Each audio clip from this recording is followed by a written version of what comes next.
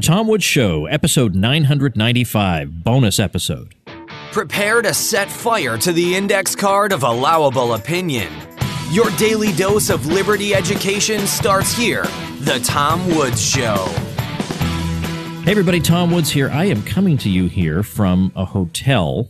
I'm actually sitting in the hotel lobby, so you will hear some background noise. Just gives you a little bit of, shall we say, authenticity for this particular episode. We're just keeping an eye on the hurricane. We're going to see what happens. But in the meantime, I'm providing you with more content.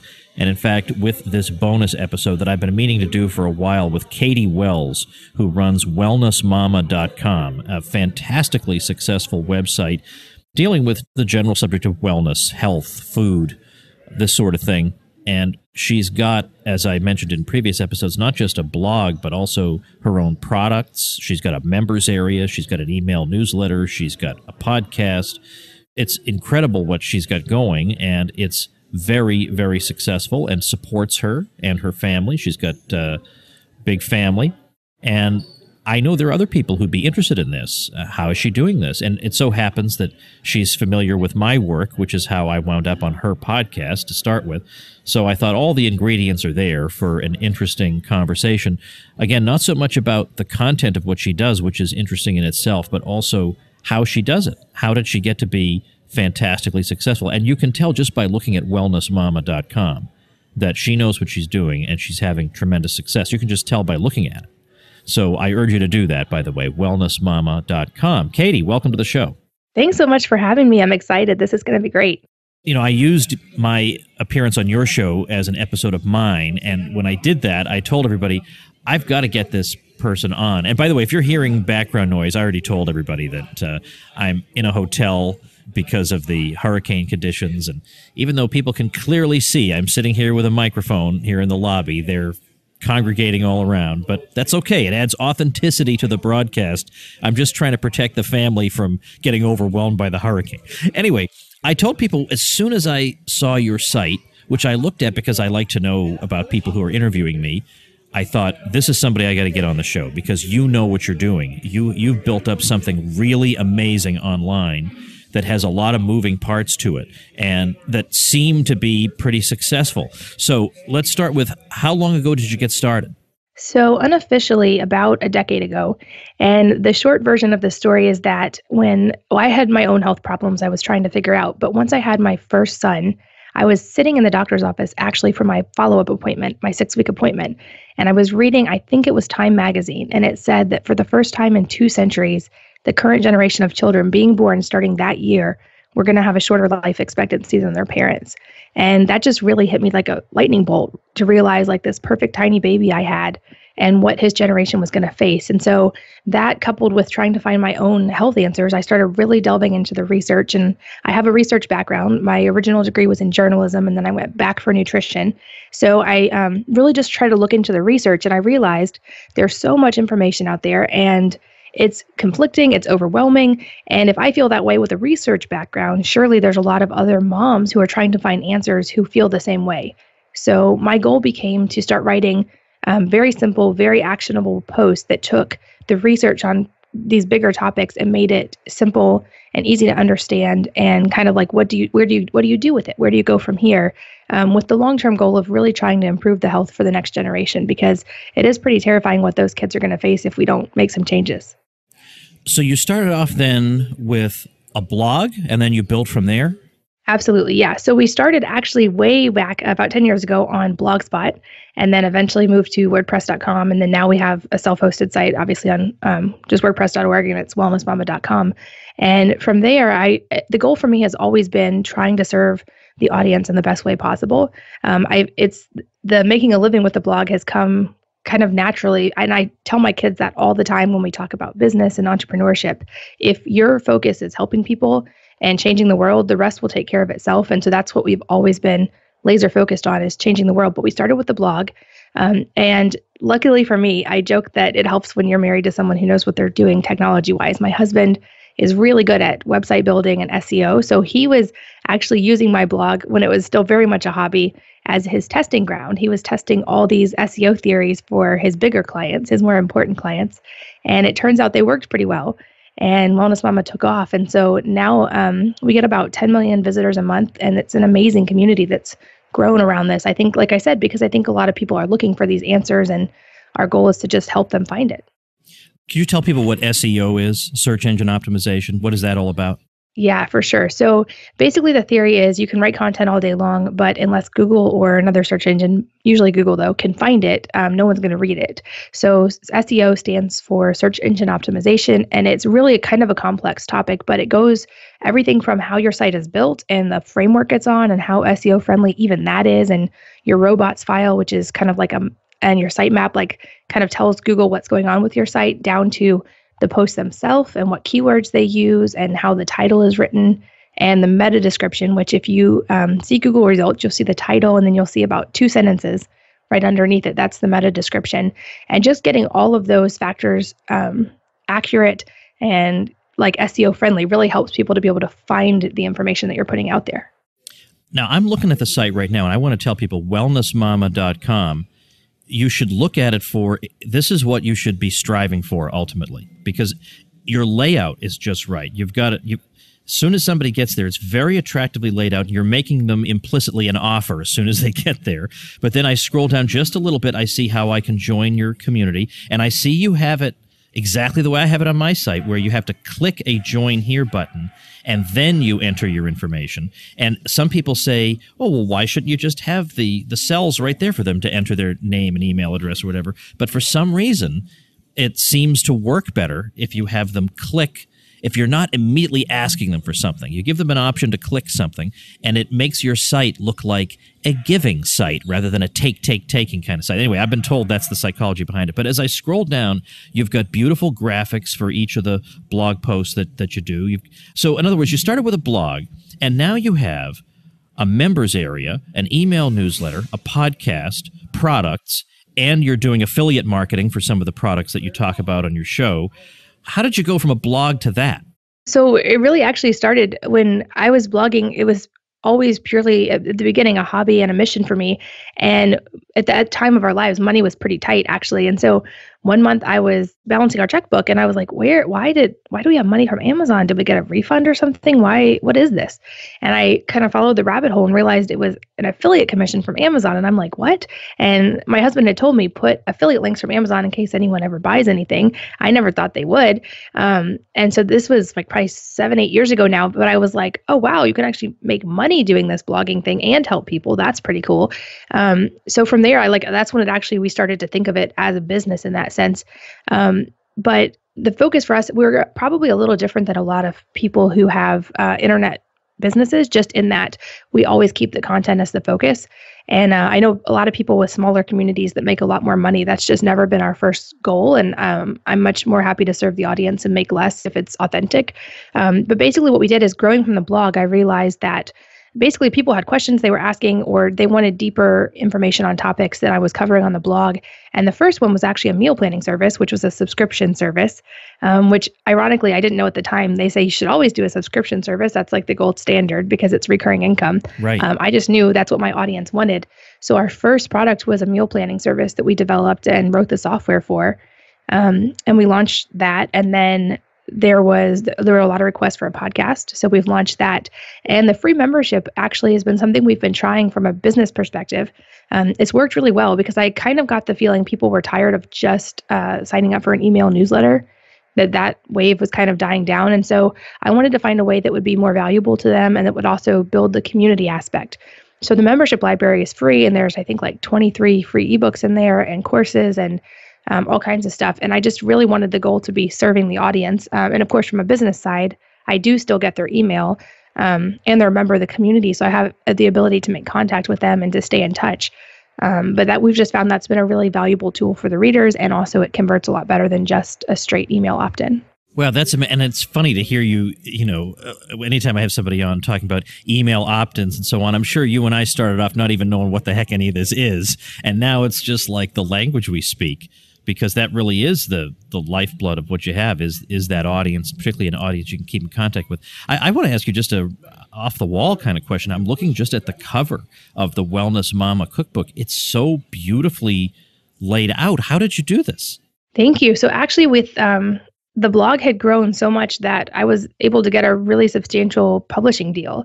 And so it was published through a imprint of Random House, and they came to our house and they had photographers photographing the food as I was making it, and it was incredible. They definitely are amazing at what they do. Wow, so it's your food, and they didn't just take generic stock photos or something. How about that? No, that's actually our food, made on set, and they photographed everything in the book as we were testing recipes, and they did an awesome job, and I'm really proud of the effort that went into that cookbook. It's over 200 recipes, so it was an epic tome to write for sure.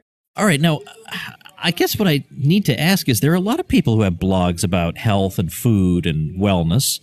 So how did yours just explode?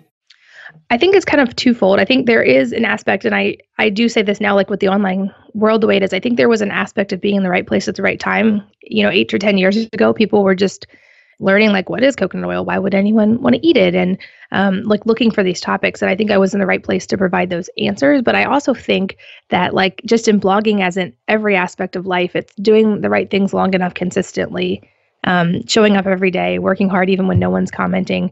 And also that I think the core of it too is your big why has to be authentic. And that sounds sappy, and that's not a great business tip that people, it's not, sexy to put on the cover of a business book. But I think if you don't have your heart in the right place and you don't have a big why that actually keeps you up at night that you want to change in the world, just like you do with the work that you do, you have things that you are super passionate and knowledgeable about that you want to share with the world. I think if you don't have that at the core, then it really is hard to keep showing up every day and to feel authentic and to keep writing when there's crickets, because there will be crickets in the beginning, and it's pushing through that and writing consistently, making sure that you are doing the SEO stuff and using the right keywords, but also that your site is easy to find from Google, that the page loads quickly, all the many facets of SEO friendly work that goes into a site. So I think it's very much multifaceted that way, but I think a lot of it is just being consistent for a long enough time. I think a lot of people probably give up on the verge of making something really amazing. You mentioned your husband as being somebody who is very knowledgeable, but there's so much in this site. I mean, for example, podcasting, a lot of tech people wouldn't necessarily know what to do there. Are there resources that you look to, or courses that you took, or people you can recommend as reliable folks to help you get up and running to learn a lot of this stuff? Yeah, so over the years, we've used a lot of stuff from Copyblogger and StudioPress. So our themes in the beginning, right now we have custom themes, but those always came from StudioPress and Copyblogger, and they have a ton of free resources and blog posts on their site that kind of talk through it. They also now have a platform, I believe on Rainmaker, that actually will host a podcast and makes it really simple. You kind of just upload and go. It's not because you're right, it is. Starting a podcast is kind of a tech nightmare when you're trying to figure out how to get the feed to iTunes and Stitcher and where to host it. Yeah. I mean, once you get all that done, it's just a procedure every day. But that initial thing you have to do is awful. Yeah, absolutely. So that Rainmaker was really helpful in that when we were starting. They have a platform that anybody can use for that. There's also one called StudioPress Sites, which is really inexpensive. I think it's like $20-something a month that can host podcasts as well. So for someone just starting out, that may be a great way to not have to try to figure out the tech hassle. And if it ever gets huge and you want to self-host or do something different, you can always do that. But that's just an easier way to break into it.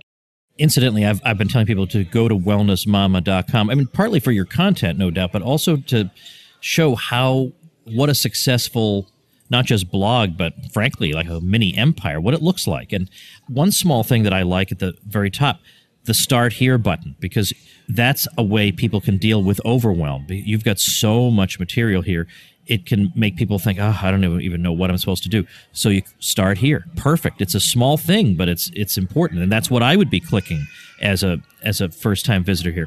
All right. Now, having said all that, I remember early on in the history of my own website and my own online stuff, I was extremely interactive with people. And that, I think, helped to build, if I may say, a community or the audience, because they felt like, okay, he's a real person and these are real responses. This is not a bot. And I wonder, I mean, like, for example, Thomas Jefferson apparently responded to every letter people wrote to him when he was in the White House. He answered all these letters in his own hand. Did you do the same sort of thing? Absolutely. And I've actually heard on that note that Gary Vaynerchuk does that still. I don't know how he does, but he responds to every tweet and email. But for us, certainly the first few years I responded to every blog comment and every email and every interaction on social media, because I was not just trying to build an audience, I was trying to build the community. And like you said, I think people do have a fear in the online world that they're not really talking to a real person, or it's just some big company that's, just doing marketing to try to sell them something, and they're not really anybody there. And I think that the human element is something that really helps people to connect with you and to trust you, because that is a big element of any online community, especially if you're trying to teach people things or get them to change their lives in some way. They have to trust you a little bit. Excuse me if you can hear, apparently there's a lawnmower in our neighborhood. Yeah, that's okay. It's authentic on both sides of this conversation. All right, go ahead. Yeah, it's a crazy week. So that was a big part for us. And now we still I try to respond as much as possible. It's not physically possible at this point to respond to 2,000 emails a day. And I also found for myself, just personally, that at some point I was getting all these emails from people who were having health challenges, or their kids were, or whatever it may be. And like, I had gotten to a point where I was taking on like the emotional stress of all of this. And I felt so bad for them. It was keeping me up at night. So I've had to like learn to answer emails in certain times so that I can actually sleep at night, because my heart does go out to these people. And I think that in some way that has helped build the community, because I really do care. And I hope that even in the online world, people can sense that. Let's talk about social media and the role that played in building up your audience, because I think people, again, would feel overwhelmed. I've got to do blog posts, but then maybe I should be on Facebook and Twitter and YouTube, and maybe beyond that, I should be on some of the lesser social media platforms, and then they get so overwhelmed they don't do anything at all. So how would you rate it in terms of the effectiveness of social media as an ingredient in your success? It's a great question. I think it's definitely been instrumental in the community building aspect. And we're working now even on just diversifying into Facebook groups to make it a little bit more personal. But I think social media has never been a primary traffic source for us. So our traffic always primarily comes from Google. I think about 90% of the traffic comes from Google. Oh, that's amazing. That's not true. That's not been true for me at all. That's it. So you really are good with SEO. Yeah, so I think we're probably unique in that. I don't think that's going to be probably the case for most people, but just in our case, that we haven't ever been primarily but I do think that there's a place for social. What I tell people is figure out who your audience is. You probably have talked about this with your audience before, but find your avatar, know how old your audience is, male or female, do they have kids, where do they shop? Basically, you want to know them so well that it's like you can envision them. It's like they're a friend, and then figure out where those people hang out, because for us in our audience, it's women 25 to 44 with 2+ kids. They're on Facebook, and they're now on Instagram largely as well. For a long time, Pinterest was a bigger traffic source than it is now, but that's where they are. They're not on Snapchat, and they're not on Twitter, and they're occasionally on YouTube, but only if they search to find something. So I think that helps, is figure out where your audience is, and then just focus on those kinds of social media, because like you said, there's new ones coming out every day, and you could spend your entire day just posting things on social media if you wanted to. Right. Yeah, that's smart, because as you say, some audiences aren't even going to be on entire platforms. So you're just speaking into the wind for no reason. You're able to support your family on the basis of this website. Am I right about that? Mm-hmm. We are, yeah. That's amazing. I mean, you know how many people listening to this would kill to be able to do that? But not only that, you have full-time employees who in turn are able to support their families on the basis of this website. Yeah, and actually, what's an interesting note, so our core mission, we did the whole mission statement and our core values, and for me, it's always been helping moms to have healthier lives, helping moms to improve their families, and so to that end, we have a policy that we hire other moms who are then working from home. So I feel like that's a way we can even extend the mission further, and we're empowering those moms to work from home, and they understand the mission because they are the reader and they are wellness mama themselves. So I love that even our full-time employees and them being able to support their families, that they're moms as well, and they really are in line with everything that we do. All right. So now let's wrap up with this. There are a lot of people listening who are maybe interested in seeing if they can try their hand at something like what you're doing. And by the way, I mean, I even noticed that on your show notes pages for your podcast episodes, you've signed up for the affiliate programs of anything you've mentioned. I mean, you've left no stone unturned. You know exactly what you're doing. A lot of people are very curious about how they could get started. So your key thing is make sure you're doing something that you love, that you feel is a mission, that you're not just doing for the money, and that those other things will follow, will be added unto you, if I maybe put it that way. So that is a great first step. But what would you say a few other first steps for somebody getting started might be?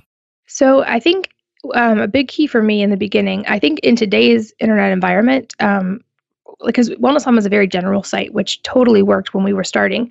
I think if you're starting in today's world, you'll get traction a lot more quickly if you have a very specific niche or focus. I know people who have gone from a general blog and then they focused on pregnancy or they focused on allergies or whatever, and that became their thing. And then they grew quickly because they were able to kind of own the terms around that.